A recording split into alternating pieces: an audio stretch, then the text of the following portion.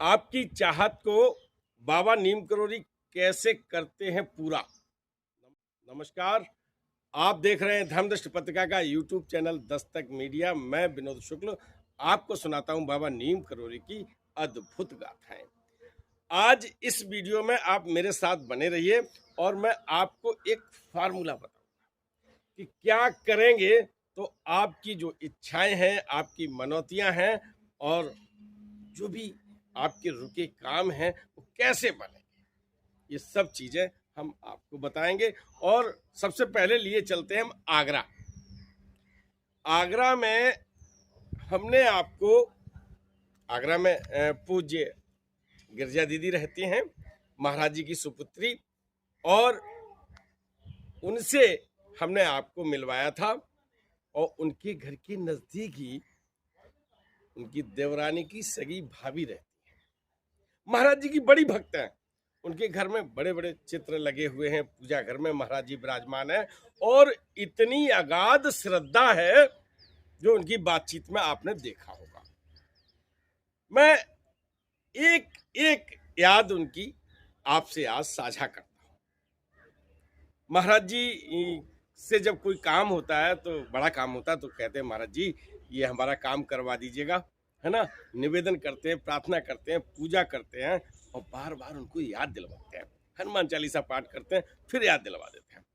लेकिन उनकी जो भाभी है ना, वो कोई काम हो महाराज जी को समर्पित कर देते हैं। उन्होंने बड़ा एक हल्का और गंभीरता भरा, मैं हल्का और गंभीरता इसलिए कहता हूं, हल्का इसलिए है कि एक छोटा सा काम महाराज जी को, और गंभीरता इसलिए है कि उनकी श्रद्धा का जो सागर है वो परिलक्षित होता है उसमें।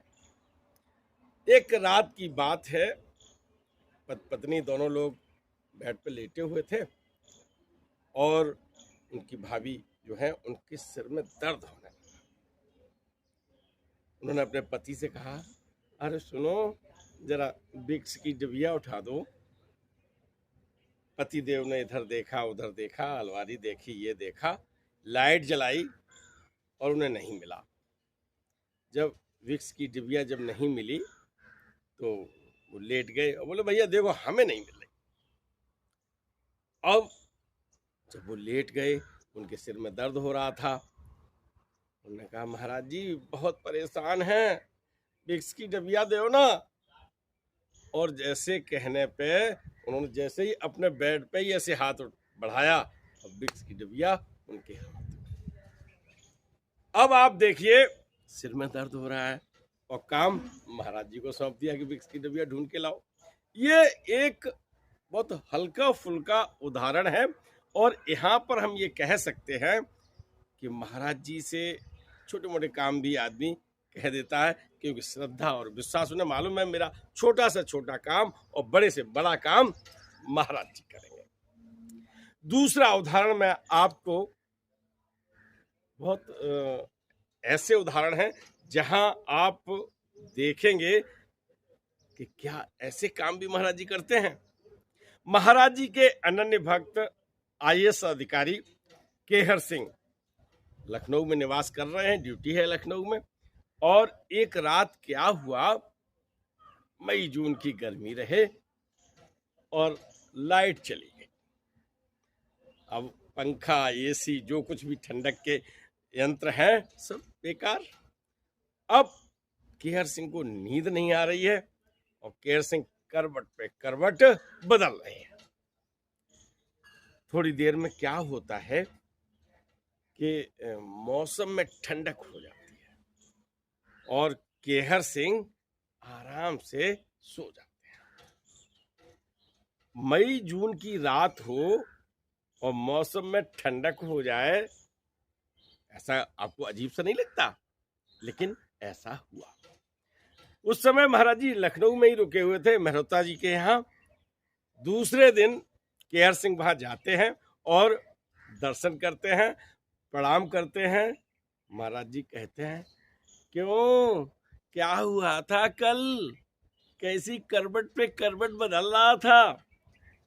केहर सिंह को तब समझ में आया कि कल मुझे जब नींद नहीं आ रही थी, बिजली चली गई, नींद नहीं आ रही थी, तो नींद नहीं आई, तो महाराज जी ने ठंडक कर दी मौसम में, है ना।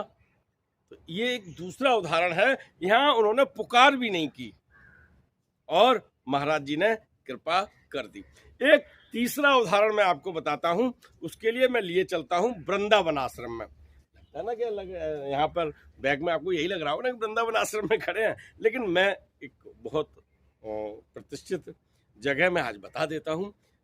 महाभारत कालीन संत विदुर जी सुना है ना आपने, विदुर जी की तप स्थली विदुर आश्रम में खड़ा हूँ, रसूलाबाद देवर मैनपुरी में। तो वहाँ यज्ञशाला मुझे बहुत अच्छा लगता है यहाँ पर। तो अक्सर आपको वीडियो में ये दिखाई पड़ता होगा, ये परिदृश्य, ये महाभारत कालीन जो वृक्ष देख रहे हैं आप पीछे, बट वृक्ष महाभारत कालीन वृक्ष है, उसके भी दर्शन आपको होते हैं और आपको यहाँ अच्छा लगता है। तो फिर मैं लिए चलता हूँ आपको वृंदावन आश्रम, जहाँ महाराज जी बैठे हुए हैं और तारीख है 15 जून 1973। 15 जून 1973 को महाराज जी वृंदावन आश्रम में विराजमान है। अलीगढ़ के महाराज जी के अनन्य भक्त होत दत्त शर्मा आए हुए हैं। उन्होंने निवेदन किया कि महाराज जी 18 जून को पुष्पा की शादी है और कृपा करिए। महाराज जी ने कहा, बोल बोल हो दत्त, तुझे कोई ऐसा काम है जो कोई न करे, वो हमें बता, तू कोई सेवा का मौका दे। महाराज जी की ये बाणी सुन के दत्त शर्मा ने कहा, महाराज जी आप कृपा करें, बस आपका आशीर्वाद।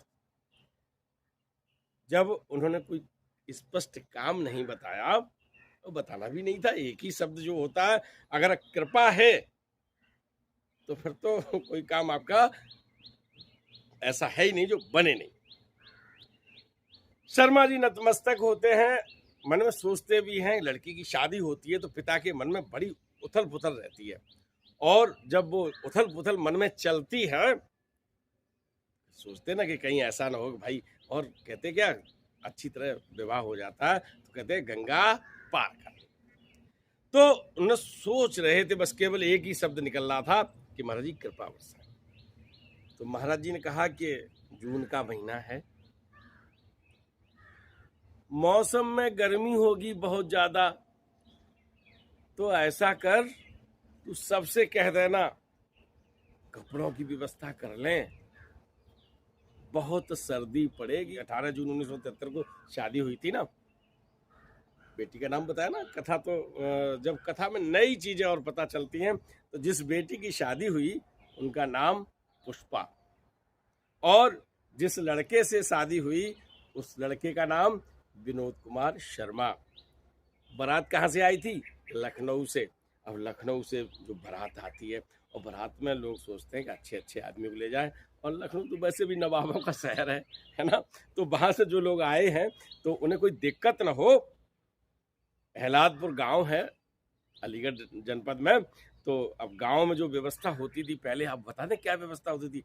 अब तो शादी जब करते हैं तो गेस्ट हाउस में चले जाते हैं, और पहले स्कूल हुआ करता था, गांव में धर्मशाला हुआ करती थी, गांव के घर घर से चारपाई, गांव पूरा, जब एक घर में बारात आती थी तो पूरा गांव व्यवस्था में लग जाता था। चारपाई मांग मांग के लाते थे, किसी के यहाँ से बिस्तर लाते थे, है ना, और उनको सेवा भाव जो होता था पूरे गांव का होता था। वो एक व्यक्ति की बेटी नहीं, पूरे गांव की बेटी होती थी। लेकिन अब ऐसा नहीं। लेकिन मैं उसी परिदृश्य में आपको 1973 में लिए चलता हूँ। पूरे बारात की व्यवस्था की है, महाराज जी से आशीर्वाद लेके चले आए हैं, और होत शर्मा को जो विश्वास है, जो श्रद्धा है, उसमें क्या कहा, सबसे कहा आप देखियो परसों बहुत सर्दी होएगी, अब तुम बहुत इंतजाम कर लो कपड़ों का। सब लोग, शर्मा जी की ये बात सुन के सब लोग, जून में कहाँ सर्दी। और जब बारात के आगमन का समय हुआ, धुरे पे बारात आई। धुरा जानते हो? धुरा नहीं जानते हो? धुरा हिंदी का एक ऐसा शब्द है, वैसे तो ये धुरा पे तो पूरा चक्र घूमता है। तो जब बारात आती है तो गांव की सीमा जहाँ पे होती है, वहाँ गांव के लोग जाते कन्या पक्ष के, और उधर से वर पक्ष के लोग आते हैं। तो जहां मिलन होता है, गांव की सीमा होती है, उसको धुरा कहते हैं। समझ गए ना? ये बातें मैं इसलिए और बताते जाता हूं कि आपको याद रहे। धुरे पे बारात आ गई है, होदत्त शर्मा पूरे गांव वालों के साथ खड़े हुए हैं और वहीं जब वो स्वागत कर रहे हैं तो बिहार में यानी हवा में ठंडक पैदा हो जाती है। बारात आती है तो सर्दी बढ़नी शुरू हो जाती है, क्योंकि महाराज जी ने कहा था हम मौसम बदल देंगे, है ना? तो मौसम बदल गया और बहुत अच्छे वातावरण में, कहीं कोई बिजली, कहीं कोई उसकी जरूरत नहीं है, क्योंकि एकदम ठंडक भरा मौसम हो गया है और वास्तव में लोगों को कम्बल लोई की जरूरत पड़ गई। 18 और 19 जून जब तक बारात गांव में रही, मौसम ठंडक भरा रहा। ये सब बातें जो शादी में शामिल रहे उन्होंने भी प्रमाणित की हैं। नहीं मान रहे कि शादी में कोई आदमी शामिल रहा हो और वो हमें बताएंगे? नहीं, अरे भाई मैं आपको जानता हूं कि मैं वही बात बताता हूं जो मुझे प्रमाणिक लगती है। तो पुष्पा दीदी के छोटे भाई संजीव शर्मा, पूज्य दादा संजीव शर्मा, ये एपिसोड भी मैं उन्हीं को समर्पित करता हूं, क्योंकि पुष्पा दीदी की जो फोटो है, जो चित्र आप देख रहे हैं विवाह के, या जो अभी के चित्र हैं वो देख रहे हैं, वो उन्हीं के सौजन्य से प्राप्त हुए हैं। तो ये पूरा एपिसोड मैं उन्हें समर्पित करता हूं। भारत सरकार के बहुत बड़े उच्च पद पर वो रहे हैं, सेवानिवृत्त हो गए हैं और सच में महाराज जी के एक ऐसे भक्त हैं जो पूरी तरह समर्पित हैं। बचपन में महाराज जी के चरण दबाए, उनसे हमने मिलवाया है, उन्होंने सारी कहानी बताई है। तो उन्हीं की बड़ी बहन है पुष्पा जी, आप समझ गए, होदत्त शर्मा की ये अगली पीढ़ी है और आज वो पूरी तरह समर्पित हैं, महाराज जी के कामों में लगे रहते हैं। मैं उन्हें आपसे मिलवाऊंगा। तो उस विवाह में जो मौसम का परिवर्तन हुआ उसके साक्षी रहे, है ना, गवाह। मैं क्या बताऊं आपको, मैं केवल एक बात ये कह देता हूं कि चश्मदीद गवाह जिसे कहते हैं, वो उन्होंने ये बताया कि भैया वास्तव में बहुत ठंडक भरा मौसम रहा और ये ठंडक भरे मौसम की जो बात है वो कहां से कैसे शुरू हुई। मैंने आपको 3 घटनाएं सुनाई। आगरा में विक्स की डिबिया ढूंढने की, दूसरा केहर सिंह को नींद नहीं आ रही है, उन्हें नींद महाराज जी ने दी, यहां मौसम बदल दिया बेटी की शादी में। ये तीनों घटनाएं एक आधुनिक पीढ़ी में जो अभी हैं, केहर सिंह जी हमसे विदा ले गए हैं, होदत्त शर्मा सूक्ष्म रूप रख चुके हैं, लेकिन उनके पुत्र संजीव शर्मा इस बात की तासीद करते हैं और पुष्पा दीदी अभी हैं। इन सबकी बात केवल एक बात पर निर्भर करती है कि आप में कितनी श्रद्धा है, कितना विश्वास है। और जब आप इतनी श्रद्धा और विश्वास के साथ महाराज जी से निवेदन करते हैं तो मेरा दावा है कि आपकी चाहत को महाराज जी 100% पूरा करेंगे।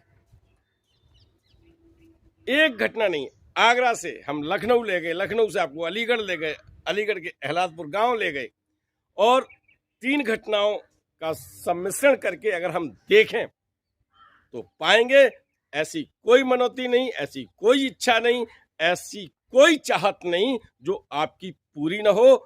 केवल आवश्यकता इस बात की है कि आप पूरे समर्पण से, श्रद्धा से, पूरी तरह से संकल्पवान होकर महाराज जी से आप अपनी बात रखिए, आपकी चाहत अवश्य पूरी होगी। चल पड़े।